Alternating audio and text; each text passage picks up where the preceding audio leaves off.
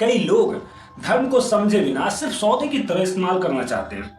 एक व्यक्ति ने महाराज जी के पास जाकर बड़ी सहजता से पूछा, महाराज जी, अगर मैं अपनी कमाई का 10% किसी बाबा जी को दे दूं तो क्या मेरे सारे पाप खत्म हो जाएंगे?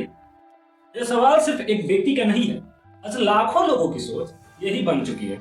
लोग समझते हैं कि जीवन भर गलत काम कर, पैसा कमा और किसी का भी हक मार या कुछ भी कर और फिर मंदिर में चढ़ावा चढ़ा दे, किसी बाबा को दान दे दे, कथा करा दे, बस सब माफ। महाराज जी इस पर बात पर मुस्कुराए, फिर बड़ी करारी सच्चाई से बोले, अगर ऐसा होता तो सबसे पहले वह बाबा ही बर्बाद होगा जो तुम्हारी पाप की कमाई खाएगा। सोचने वाली बात है, क्या भगवान इतने छोटे हैं कि उन्हें पैसा देकर मना लिया जाए? क्या ईश्वर कोई अधिकारी है जिन्हें रिश्वत देकर केस बंद करा दिया जाए? क्या पाप इतने सस्ते हैं कि 10% देकर भूल जाए? नहीं, बिल्कुल नहीं। महाराज ने समझा कि 10% देने का मतलब पैसा फेंकना नहीं, धर्म पूर्वक कमाना है। अगर तुम्हारी कमाई ईमानदारी की है, मेहनत की है, किसी के हक मारे बिना है और उसमें से कुछ हिस्सा सेवा में लगाते हो, भूखे को खिलाते हो, गरीब की मदद करते हो, सत्कर्म में लगाते हो, तब वह पुण्य है। लेकिन अगर धन अधर्म से कमाया गया हो तो 10% क्या 50%, यहाँ तक कि 100% भी दे दो, फिर भी पाप तुम्हारे खत्म नहीं होने वाले।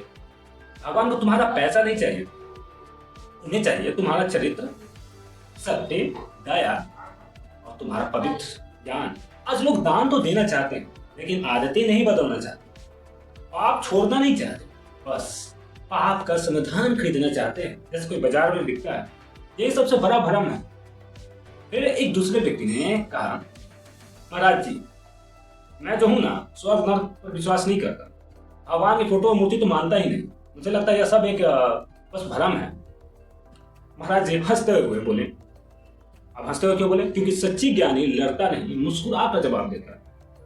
उन्होंने कहा, ठीक है बाबू, स्वर्ग नर्क मत मान, पर इतना तो मानते हो, गलत काम करोगे तो जेल ही जाओगे और सही काम करोगे तो रास्ते मिलेंगे। बस इसे शुरुआत करो। जिसे तुम कानून कहते हो वही सूक्ष्म रूप में कर्म का नियम है। जैसे समाज में अपराध की सजा है, वैसे ही जीवन में भी कर्मों का परिणाम है।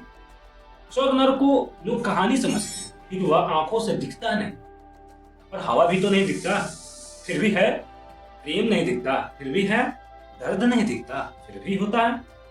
हर सत्य दिखाई दे यह जरूरी नहीं है। फिर मूर्ति और तस्वीर पर महाराज ने अद्भुत बात कही, अभी मत मानो, क्योंकि मूर्तियां इंसानों ने अपनी सुविधा और भक्ति के लिए बनाई है।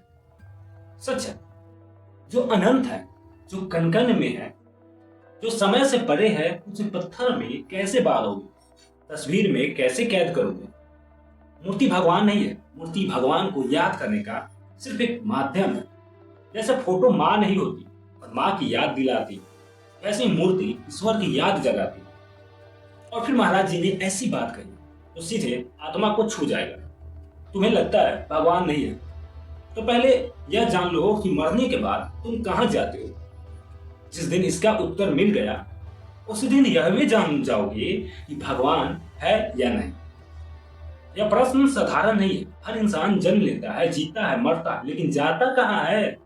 शरीर यहीं रह जाता है, फिर जो मैं कहता था वह कहाँ गया? जिस दिन इंसान इस प्रश्न पर सच में विचार कर लेता है, उसी दिन उसका अहंकार जड़ से समाप्त हो जाता है। हमेशा यह समझा करो, धर्म दान पेटी में नहीं, व्यवहार में है। पुण्य दिखावे से नहीं, नियत से मिलता है। भगवान बहस से नहीं, अनुभव से मिलते हैं। और पाप पैसे से नहीं, पश्चाताप और परिवर्तन से मिटता है। इसलिए मंदिर जाने से पहले मन साफ करो, दान देने से पहले कमाई कर साफ करो, भगवान को मनाने से पहले इंसानियत अपनाओ। क्योंकि जहाँ सत्य है वही धर्म है, जहाँ दया है वही ईश्वर है, और जहाँ स्वार्थ खत्म होता है वहीं से भक्ति शुरू होती है।